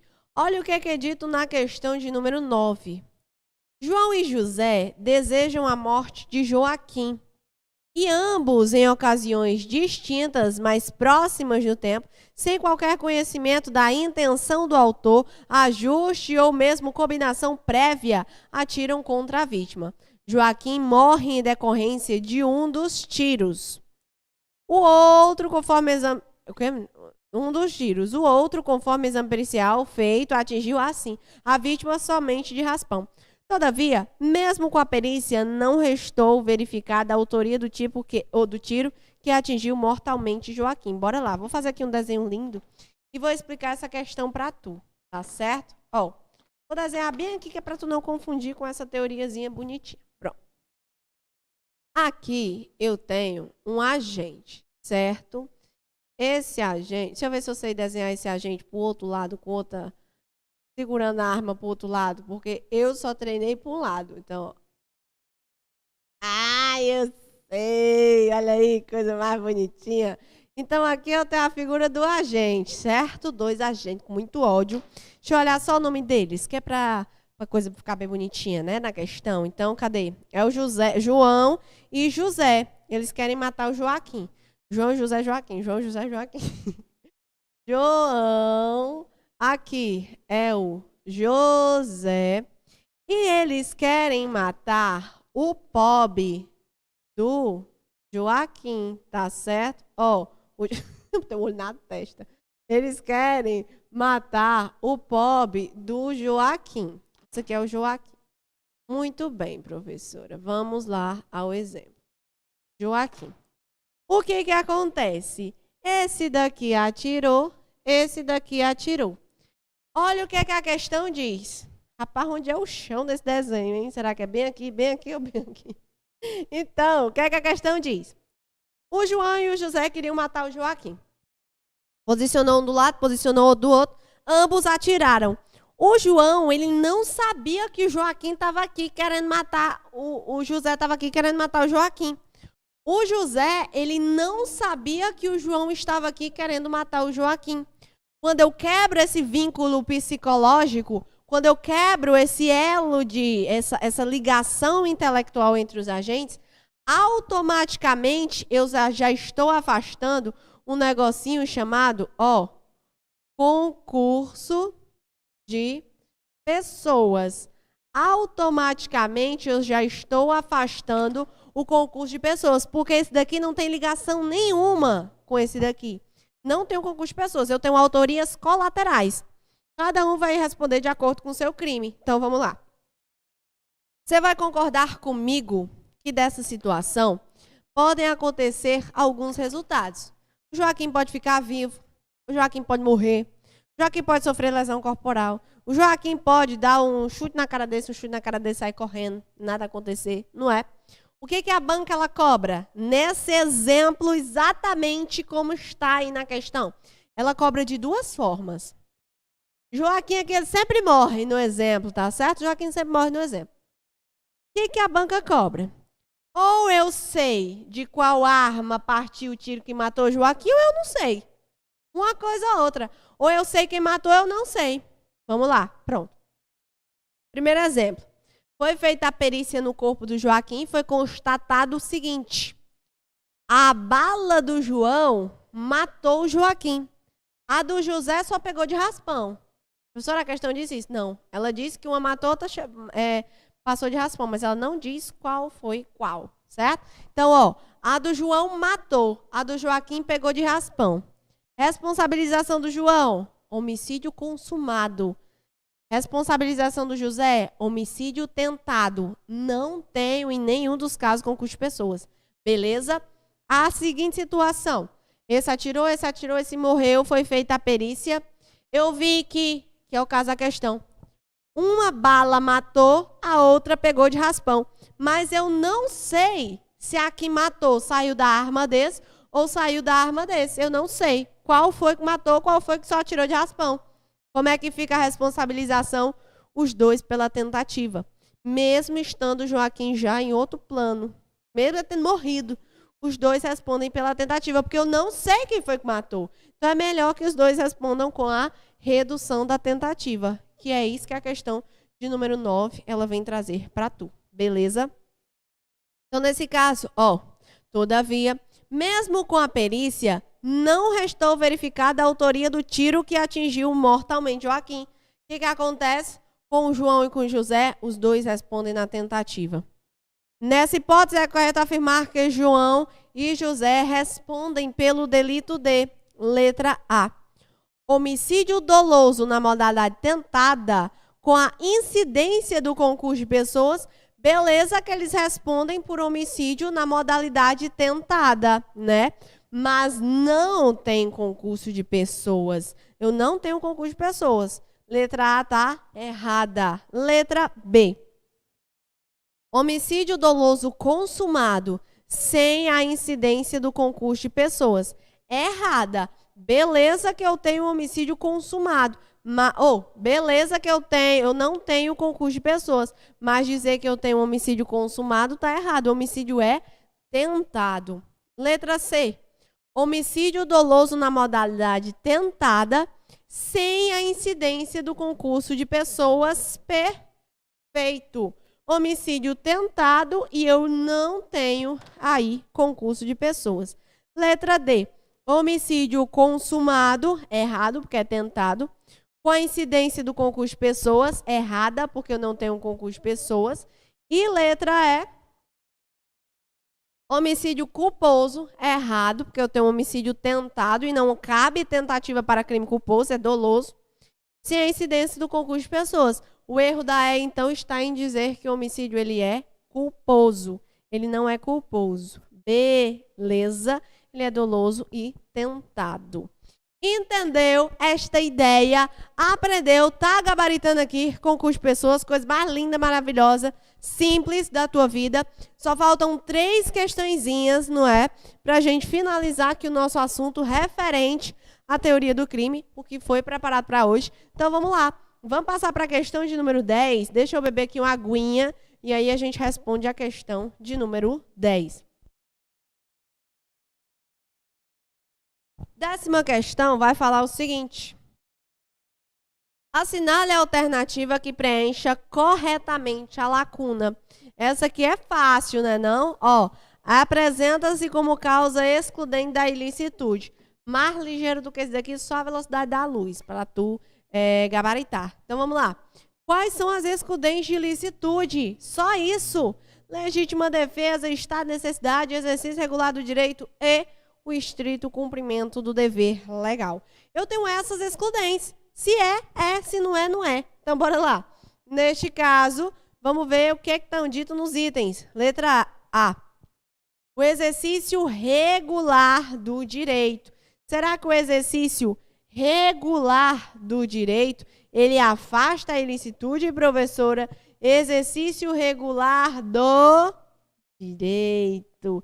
Perfeito. Professora, nunca na minha vida eu consegui saber a diferença do exercício regular do direito para o estrito cumprimento do dever legal. Eu nunca entendi essa ideia, vai entender agora. Código Penal é o bonito, né? Ele conceitua legítima defesa, conceitua estado de necessidade. Esse aqui ele joga para tu. Ah, meu filho, seja feliz. Procure na sua vida um conceito para isso aqui. Sabe o que é o básico que tu vai nunca mais errar e gabaritar? O exercício regular do direito e o estrito cumprimento do dever legal. Quando tu enxergar a palavra direito, o direito é do particular. Exercício regular de um direito. É quando o particular ele está exercendo um direito que é dele. Por exemplo, imagina que eu estou ali, tem 2 indivíduos no octógono, obedecendo a regra da luta livre. Eles estão obedecendo a regra da luta. E aí, um dá um murro no outro que sangra. Eu não sei a regra da luta. No meu exemplo, isso daí faz parte da regra da luta, tá certo? A professora disse que pode, mas nem pode. Eu não sei se pode, não. Não toma meu exemplo. Mas, ó, ele deu um murro lá no outro, saiu sangue, mas imagina que aquilo dali pode. Eu não tenho a figura de agente público, eu não estou falando de administração, não estou falando de nada envolvendo cargo público, essa galera toda. Eu estou falando de um particular, que foi ali lutar com outro particular, né? Um indivíduo normalzinho. Ele está dentro do exercício regular do direito. É direito dele estar ali. Isso não vai configurar o quê? Lesão corporal. Se ele estiver dentro das regras da luta, tá certo? Agora, quando você enxerga que eu tenho um estrito cumprimento de dever legal é uma obrigação inerente a um cargo público. Associa ao dever legal a figura da administração pública. Tu tem um mandado de busca e apreensão, certo? Tu entrou na casa do agente, pegou lá o computador, o celular, as coisas dele e saiu e levou para apreendeu, certo? Neste caso, você, agente público, você é o inspetor da polícia. Você está se comportando ali como um particular ou como um agente público? Como agente público. Você está exercendo o quê? A sua função pública. Tu está no estrito cumprimento do dever legal. Quando tu entra lá, que tu tem um mandado, tu não responde pela violação de domicílio. Quando tu pega o celular, o computador dele e sai, não está respondendo, por exemplo, por um furto. Porque tu está no estrito cumprimento do dever legal é da administração. Regular do direito. Direito é do particular. Beleza? Gravou, memorizou. Coisa mais linda. Pronto. Então, dessa 10ª questão, você conseguiu tirar todas essas informações. Aí vem, ó, como eu queria excludente de ilicitude, a letra B fala da imputabilidade. A imputabilidade exclui a culpabilidade, né? Bonita e bonita. Exclui a culpabilidade e não a ilicitude. A letra C, coação moral irresistível. A coação moral irresistível, ela atua aqui, ó, na exigibilidade de conduta diversa e não na ilicitude. Obediência hierárquica, exigibilidade de conduta diversa e não ilicitude. E o erro sobre a ilicitude do fato, erro sobre a ilicitude, potencial conhecimento da ilicitude e não ilicitude daqui, beleza? Então, nesse caso, você marcaria sem sombra de dúvida, sem medo de errar. Com certeza, bonitinho, na questão de número 10 que eu já marquei, é a letra A, tá certo? Letra A. Vamos responder mais 2 questõezinhas e aí a gente fecha o nosso CTI, essa mega revisão aqui de teoria do crime. Deixa eu beber mais uma aguinha e vamos para a nossa próxima questão. Questão de número 11 vai dizer o quê? A respeito da imputabilidade penal, é correto afirmar que tal instituto... Então, aqui eu quero saber a respeito da imputabilidade. Ó, lembra, imputabilidade é esse primeiro elemento da culpabilidade. Vamos ver a letra A. Figura como um dos elementos da culpabilidade. Matei de cara, né não? A imputabilidade, ela é sim um dos elementos da culpabilidade. Letra A. Letra B. Cuida da capacidade física do agente praticar o ilícito. Tu tira isso daqui até pelo nome da teoria. Se é teoria biopsicológica, não é capacidade física, é capacidade psicológica. Letra C. Figura como um dos requisitos da punibilidade. Eu já te disse, punibilidade não faz parte do conceito analítico de crime. Eu não tenho a punibilidade, eu tenho a culpabilidade. Letra D. Não exclui a aplicação da lei penal fato praticado durante a embriaguez involuntária completa, proveniente de caso fortuito ou força maior. Se é completa, proveniente de caso fortuito ou força maior, claro que exclui a imputabilidade. A letra D está dizendo que não exclui. E a letra E, não exclui a menoridade, criança e adolescente, da aplicação da lei penal. Se é a primeira excludente da imputabilidade, é a menoridade. Como é que ela diz que não exclui? Exclui sim. Absurdo, erradíssima, erradona. Então, gabarito aí da nossa questão de número 11, letra A. Vamos para a nossa última questão do nosso CTI de Direito Penal de hoje. Vamos ver a questão de número 12. De acordo com o Código Penal, assinale a alternativa correta acerca da imputabilidade penal. Eu quero a correta, hein? Letra A. O menor de 18 anos é isento de pena para todos os efeitos legais, quando demonstrado não entender o caráter ilícito do fato.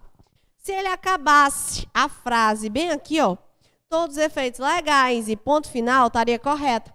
Mas como ele estica e fala o seguinte, quando demonstrado não entender o caráter ilícito do fato, aí está errado, porque eu não preciso demonstrar que ele não entende o caráter ilícito do fato. Só o fato de ele ter menos de 18 anos já afasta a imputabilidade, porque dentro do assunto de menoridade, a teoria adotada é a exceção, é a teoria biológica. Letra B. A embriaguez, quando voluntária, afasta a imputabilidade do agente. Não é a voluntária é quando tu queria beber, por mais que tu não quisesse praticar o crime. O que afasta é a involuntária, completa, proveniente de caso fortuito ou força maior. Letra C. A emoção, quando proveniente de caso fortuito, torna o agente inimputável se ao tempo da ação ou omissão não possuir a plena capacidade de entender o caráter ilícito do fato. Emoção e paixão não afastam o crime. Falou emoção, falou em paixão, associou a afastar crime? Marca que está errado, certo? Não tem essa. Era inteiramente. Emoção e paixão não afasta crime. Letra D. Ao agir sobre o efeito da paixão, o agente terá reduzido a pena de 1 a 2 terços. Errada. Emoção e paixão não reduz o crime, não afasta o crime, eu só poderia ter como gabarito, então, a letra E. O agente que por doença mental, ao tempo da ação ou omissão, era inteiramente incapaz de entender o caráter ilícito do fato, é isento de pena. Isso mesmo. Se ele, por doença mental, era inteiramente incapaz, ele é isento de pena porque o afasta a imputabilidade, afastando a culpabilidade, afastando o crime, gerando a isenção de pena. Perfeito, gabarito, letra E. Com isso, nós encerramos nosso CTI em Direito Penal. Eu agradeço a sua participação, que esteve aqui desde o começo da nossa transmissão, e até a próxima. Valeu!